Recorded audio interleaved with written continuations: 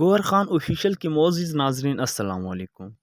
ناظرین، ساغر صدیقی کے والد نے ساغر کی پسند کو یہ کہہ کر ٹھکرا دیا تھا کہ ہم خاندانی لوگ ہیں، کسی تندور والے کی بیٹی کو اپنی بہو نہیں بنا سکتے۔ غصے میں اس لڑکی کے گھر والوں نے لڑکی کی شادی پنجاب کی ایک ضلع حافظ آباد میں کر دی تھی، جو کامیاب نہ ہوئی، لیکن ساغر اپنے گھر کی تمام آسائش و آرام چھوڑ چھاڑ کر داتا کی نگری رہنے لگا۔ جب اس کی محبوبہ کو پتہ چلا ساغر داتا دربار پر ہے تو وہ داتا صاحب آ گئی۔ کافی تلاش کے بعد آخر تاش کھیلتے ہوئے ایک نشائیوں کی جھرمٹ میں ساغر مل ہی گیا۔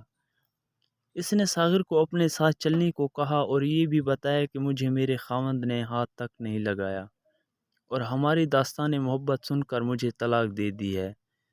اب اگر تم چاہو تو مجھے اپنا لو۔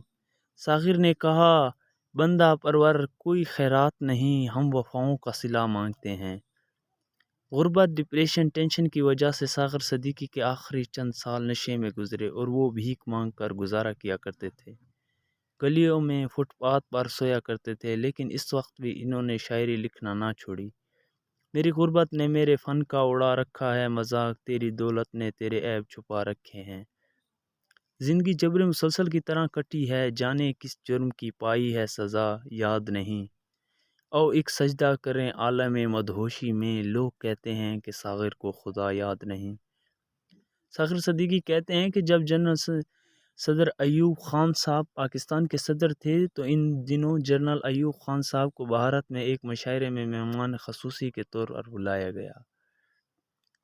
جب مشاعرہ سٹارٹ ہوا تو ایک شاعر نے ایک درد بھری غزل سے اپنی شاعری کا انداز کیا۔ جب وہ شاعر شاعری کر کے فارغ ہوا تو جنرل صاحب اس شاعر کو کہتے ہیں کہ محترم، جو غزل آپ نے سٹارٹ میں پڑھی بہت درد بھری غزل تھی، یقیناً کسی نے خون کے آنسوں سے لکھی ہوگی۔ اور داد دیتے ہوئے کہا کہ مجھے بہت پسند آئی ہے تو وہ شاعر بولے، جناب عالی، اس سے بڑی آپ کے لیے خوشخبری اور حیرت کی بات یہ ہے کہ اس غزل کا خالق، اس کو لکھنے والا لکھاری یعنی شاعر آپ کے ملک پاکستان کا ہے۔ جب جنرل صدر ایوب صاحب نے یہ بات سنی تو آپ دنگ رہ گئے، اتنا بڑا ہیرا میرے ملک کے اندر اور مجھے پتہ ہی نہیں۔ جب آپ نے اس شاعر سے اس غزل کے لکھاری یعنی شاعر کا نام پوچھا تو اس نے کہا کہ جناب عالی، اس درد بھرے شاعر کو ساغر صدیقی کے نام سے یاد کیا جاتا ہے۔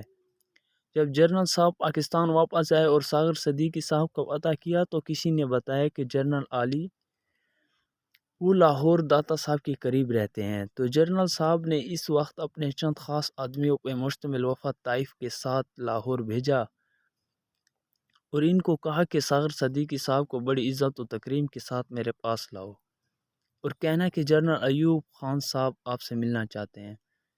جب وہ بھیجا ہوا وفد لاہور پہنچا تو انہوں نے اپنا تعارف نہ کرواتے ہوئے داتا دربار کے سامنے کھڑے چند لوگوں سے شاعر ساغر صدیقی کی رہائش گاہ کے متعلق پوچھا۔ تو ان کھڑے چند لوگوں نے طنزیہ لہجوں کے ساتھ ہنستے ہوئے کہا کہ کیسی رہائش، کون سا شاعر، ارے آپ اس چرسی اور بھنگی آدمی سے کیا توقع رکھتے ہیں؟ اور پھر کھڑے ان چند لوگوں نے اشارہ کرتے ہوئے کہا کہ وہ دیکھیں، سامنے پڑا ہے چرسیوں اور بھنگیوں کے جھرمٹ میں۔ جب وہ جنرل ایوب خان صاحب کا بھیجا ہوا وفد ساغر صدیقی صاحب کے پاس گیا اور ان کو جنرل صاحب کا پیغام دیا تو ساغر صدیقی صاحب کہنے لگے، جاؤ ان سے کہہ دو کہ ساغر کے کسی کے ساتھ نہیں بنتی، اس لیے ساغر کسی سے نہیں ملتا۔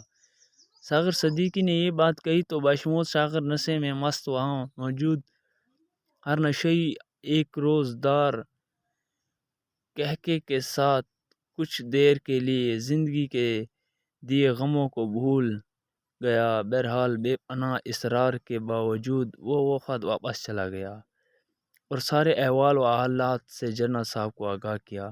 کہتے ہیں کہ جنرل ایوب خان صاحب پھر خود ساغر صدیقی صاحب سے ملنے کے لیے لاہور آئے اور جب ان کا سامنا ساغر صدیقی صاحب سے ہوا تو ساغر صدیقی صاحب کی حالت راز دیکھ کر جنرل صاحب کی آنکھوں سے آنسوں کی ایک نہ رکنے والی جھڑی لگ گئی اور پھر انہوں نے ہاتھ بڑھاتے ہوئے غم سے چور اور نشے میں مست ساغر صدیقی سے جب مصافحہ کرنا چاہا تو ساغر صدیقی صاحب نے یہ کہتے ہوئے ان سے ہاتھ پیچھے ہٹا لیا کہ جس عہد میں لٹ جائے غریبوں کی کمائی، اس عہد کے سلطان سے کوئی بھول ہوئی ہے۔